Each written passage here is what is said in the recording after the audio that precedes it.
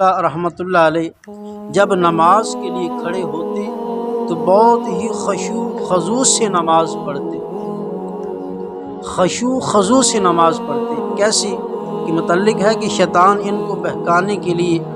سانپ کی شکل میں آتا اور ان کے جسم سے لپٹ جاتا، پھر قمیض میں داخل ہو کر گریبان سے نکلتا، لیکن آپ رحمۃ اللہ علیہ نہ تو اس سے خوف زدہ ہوتے اور نہ ہی اسے دور کرتے، بلکہ انتہائی خشوع اور خضوع سے اپنی نماز میں مگن ہی رہتے۔ آگے فرمایا جب ان سے کہا جاتا کہ آپ رحمۃ اللہ علیہ سانپ کو اپنی آپ سے دور کیوں نہیں کرتے، کیا آپ کو اس سے ڈر نہیں لگتا؟ تو آپ رحمۃ اللہ علیہ فرماتے مجھے اس بات سے حیا آتی ہے